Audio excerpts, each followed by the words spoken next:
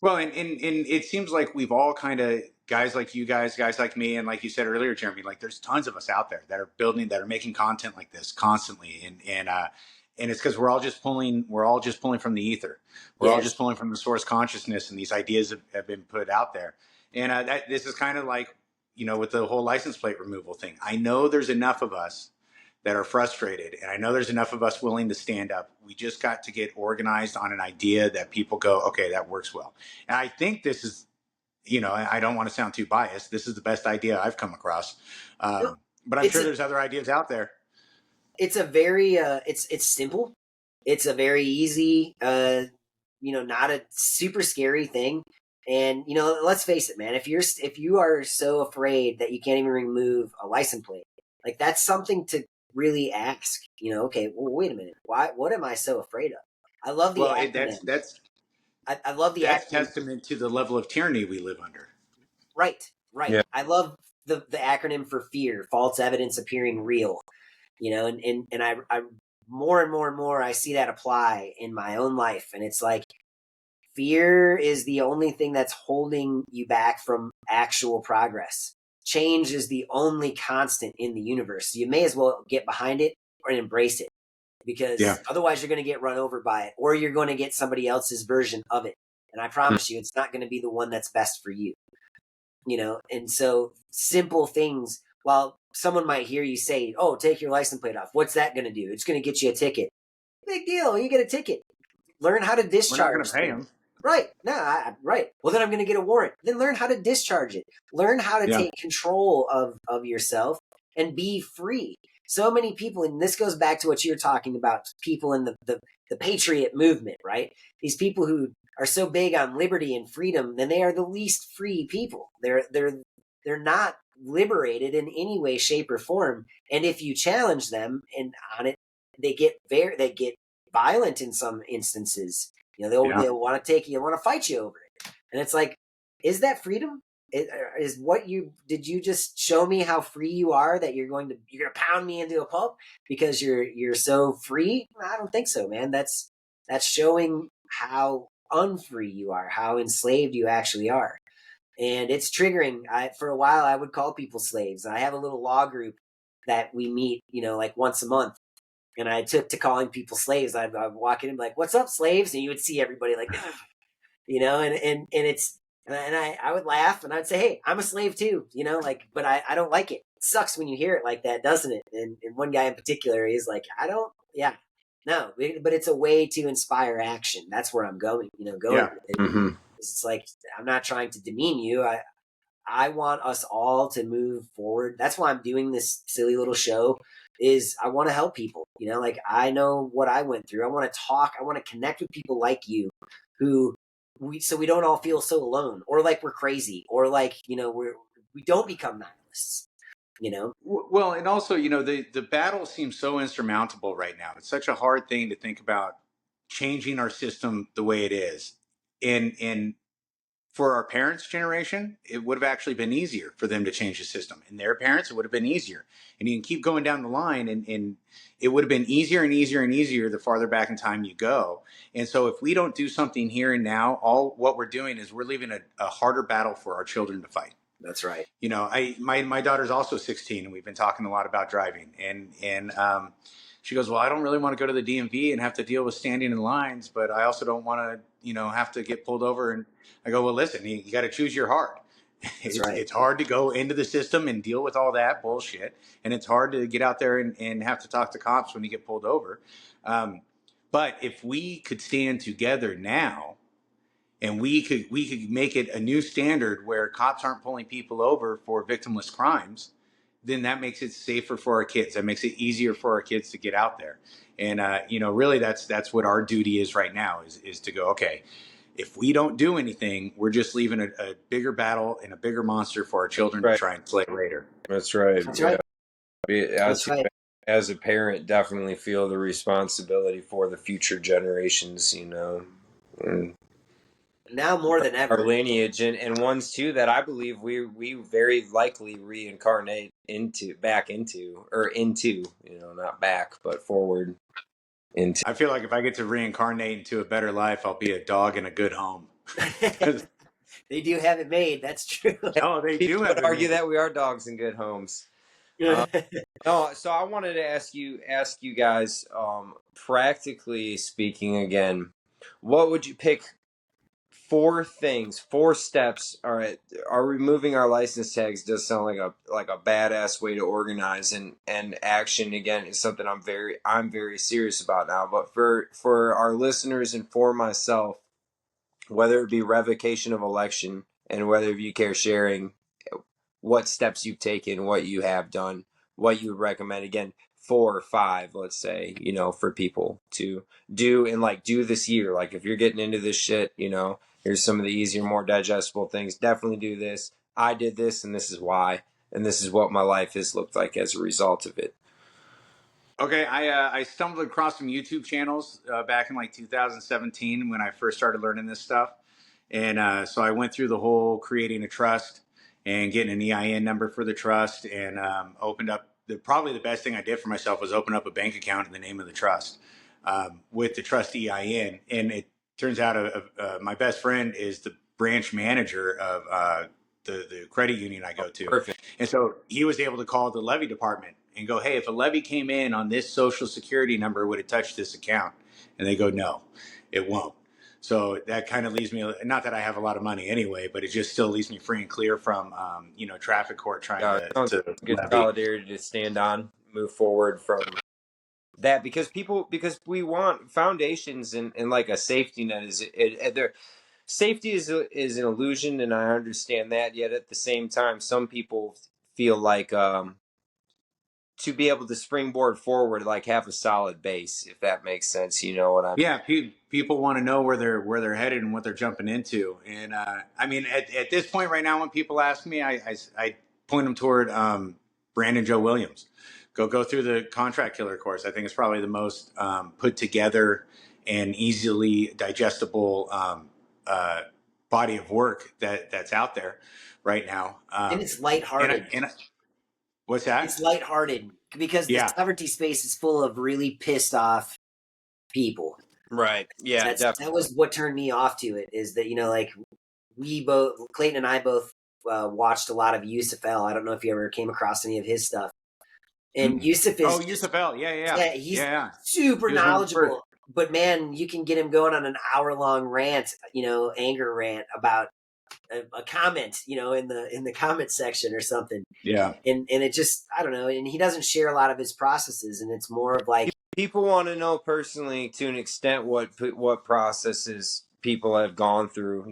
At the same time, people like myself, I respect someone's privacy to an extent. Well, maybe there's some personal details wrapped up in there that they don't want to divulge to. That's understood. But yeah, Brandon definitely made it digestible and, like you said, entertaining along the way for something that could otherwise be very mundane for me at the time when I was going through too, and on this etymology kick, and my synapses were firing a little quicker than they have been lately. I got to get back to that place.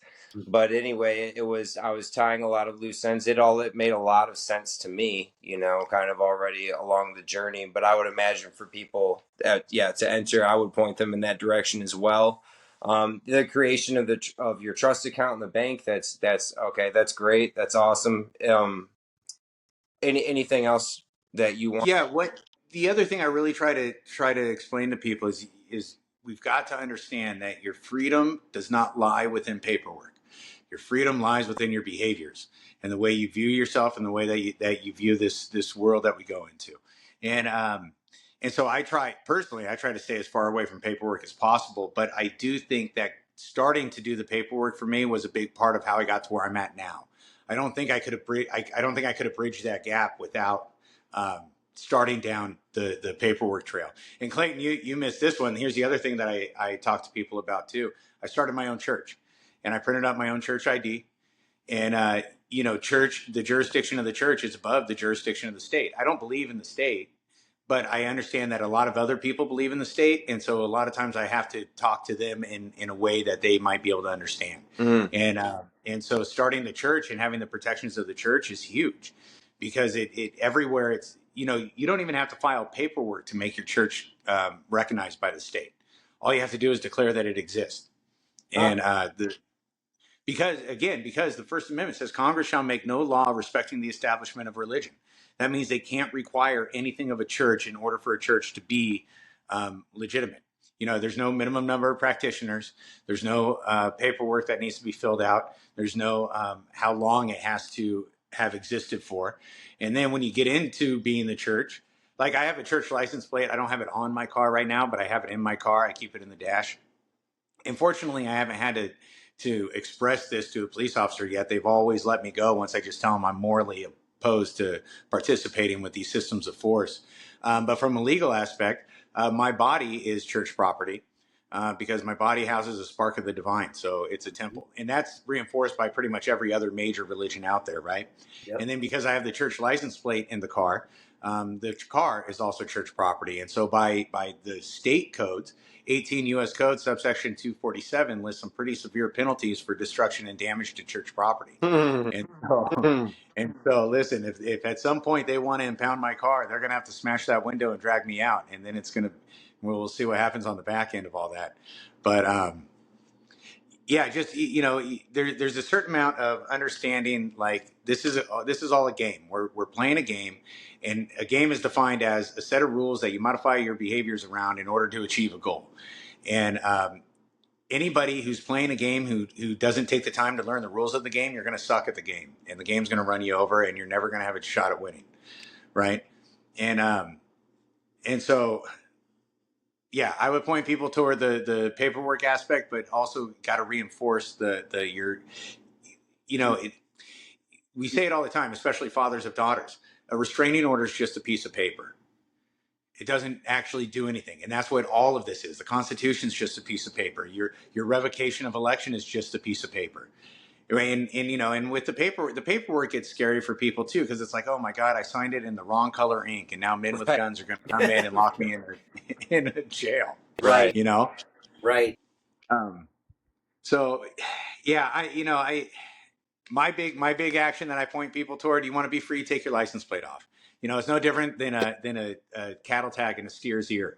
It's not there for your protection. It's not there for your safety. It's there for them to control you. And restriction of free movement. I think people don't understand that vehicle registration in the Department of Motor Vehicles is one of the largest contributing factors to poverty that we have ongoing in this country. Because, if you're in the hood and you don't have any money and you can't go get a driver's license and you can't pay registration fees, then you don't have the ability to travel. And they go, oh, well, public transportation. No, bullshit. Anybody that's got to spend 4.5 hours on bus rides to get to their job, you're burned out by the time you get back. That's right. That's horseshit. I've thought about the automotive spider web that is everything it is to have a car and have the paperwork, like you said, in the society. I was thinking about it here recently. I accumulated another vehicle and going through the registration process. I'm like, God, I hate this, and a little bit hate myself too for doing this, Clayton. Like you should be. Why do you even have a driver's license? You know better. Or the insurance scam too. Right there, yeah. Of making those moves, but it feels really good in my heart to hear you reinforce that too, that the paperwork is maybe a partial representation at best of, and it might give you a layer of protection, maybe a small layer, the makeup, because I am, I'm not even who's talking right now. Somehow I'm the watcher, I am the divine breath. There is, I'm granted this grand trust upon my being here as the beneficiary, the trustee, and the admin all at the same time. It's a head space and it's a heart space first and foremost. And I do feel more free going through my waking day and the decisions that I make to dabble between both worlds, and trying to have the best of both worlds for myself, if that makes sense, of the sacred and the profane, what parts of the matrix that are serving me right now, and letting go more and more quickly of those that aren't, and wanting to take some damn radical action too for myself and our future generation's sake as well, to actually, fucking do something. Oh, dude, if you go and return your driver's license that first day that you go driving home from the DMV, you're going to feel so exhilarated. Yeah. Am I doing something wrong? No, I'm doing something right. But it's like feels wrong, but it feels right. Yeah. Your heart starts pumping. And yeah, it's amazing. Feels like swinging some big old balls. I think it's the paperwork to circle back to that just for a second. That's just the external representation of Definitely. being free, right? And I had someone ask me, "Oh, is it going to stop a tank rolling up your driveway?" No, it's not going to stop that. But if we have a tank rolling up my driveway, that's the paperwork is the least of my problems. Like, what's the fucking tank doing here? To begin with, Right. and it again, it's just overcoming this fear that something bad is going to happen because you said I'm not a slave anymore. And Mm-hmm. and to your point, Stephen, and even if you were to include all of the military, there's less than 2 million total armed agents, and that would be every other alphabet agency and everything to stand against a country of 330 million. Like, come Yeah. on, man. And I'm not advocating any kind of gun battle. That's just standing up and saying no, I refuse. They don't have enough handcuffs. They don't have enough prison space. The jails are already at capacity. They're They already are around overflowing. these parts. That's for damn sure. Yep, Mm-hmm. that's for What are you sure. gonna do? Lock me? Sometimes I have this weird fantasy about I end up in prison and they go, all these guys are talking about the murders they committed and the banks they robbed. And they go, what are you in for? Well, I didn't have a driver's license. Yeah, yeah. Yeah, But Again, the again, and again. Yeah. So the paperwork aspect's important if we don't collapse the system. But if we collapse the system, then the need for the paperwork goes away. that's right. And that's ultimately my goal we could do it quickly and peacefully and controlled, a controlled demolition of the system if we do it through organized and decentralized behavior changes.